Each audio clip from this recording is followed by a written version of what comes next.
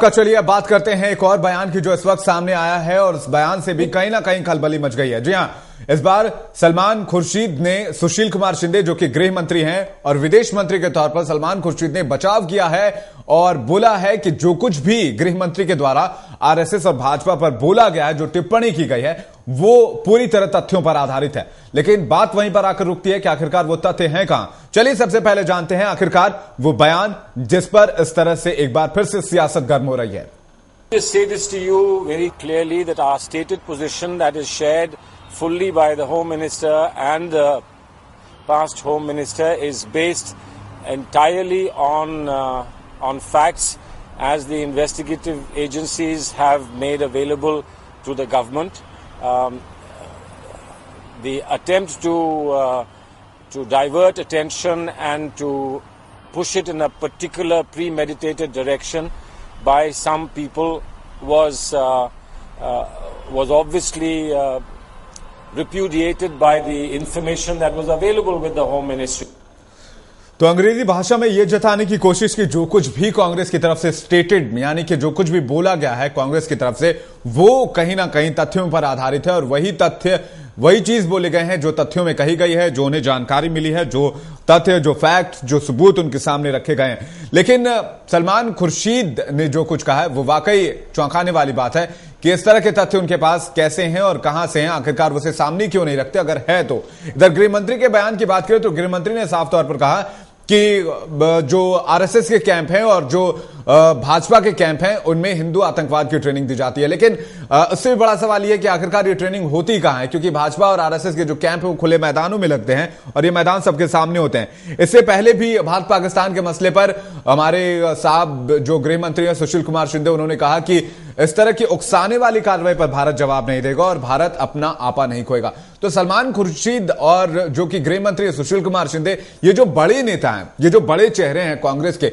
वो आखिरकार इस तरह की बयानबाजी क्यों करते हैं? क्या वो जन के अंदर जो भावनाएं हैं उन्हें नहीं जान पा रहे हैं? क्या वो लोगों की जो बात है, लोगों के अंदर की जो बात है उसे नहीं समझ पा रहे हैं? और नहीं समझ पा रहे हैं तो ये जन नेता फिर किस लिए हैं और किस तरह से जन नेता हैं, ये भी एक बड़ा सवाल है।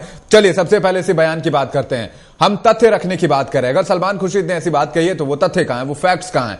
बालाजी मिश्र हमारे साथ इस वक्त जुड़े हुए हैं न्यूज रूम से लाइव, उनसे बातचीत करते हैं।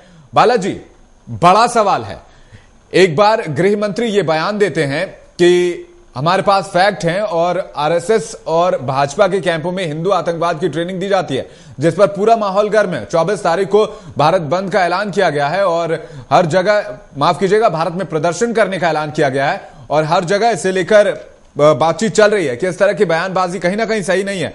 और अब जो ये मसला आया है कि उसमें कहा गया है कि फैक्ट्स है हमारे पास, तो क्या वो फैक्ट्स हमारे सामने, लोगों के सामने, देश के सामने रखने की जरूरत नहीं है, जो कि वो देश की सबसे बड़ी विपक्षी पार्टी के खिलाफ बोल रहे हैं? देखिए, निश्चित रूप से जो आरोप लगाए गए हैं और जो बयान सुशील कुमार शिंदे का आया और उसके बाद सलमान खुर्शीद का आया, ये बिल्कुल जो बयान है उसका पहले से पूरा गुणागणित किया हुआ है। पहले से सारे इसके लाभ और हानियों को जोड़ लिया गया है। कैलकुलेटेड स्टेटमेंट आप इसे पॉलिटिकल लैंग्वेज में कह सकते हैं। पता है सुशील कुमार शिंदे को कि इस बयान के क्या मायने निकाले जाएंगे, इस बयान के क्या फायदे होंगे, इस बयान से कितना नुकसान होगा।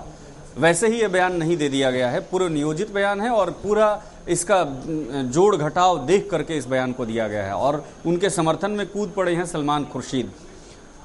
कांग्रेस के ये नेता है जो आज से कुछ साल पहले कहते हुए सुने जाते थे कि आतंकवाद का कोई मजहब नहीं होता है, आतंकवाद का जी बिल्कुल, यही राशिद अल्वी साहब ने कल ही कहा है बालाजी कि कांग्रेस का कोई धर्म नहीं होता, कांग्रेस का कोई चेहरा, माफ कीजिएगा, आतंकवाद का कोई धर्म नहीं होता, आतंकवाद का कोई चेहरा नहीं होता। ये कल ही राशिद अल्वी साहब ने कहा है, जो कि एक बहुत अच्छे और बड़े नेता कांग्रेस के अंदर हैं। तो पार्टी के अंदर इस तरह की दो बातें सामने आ रही हैं। तो यही तो बड़ी बात है कि आतंकवाद का जब कोई धर्म नहीं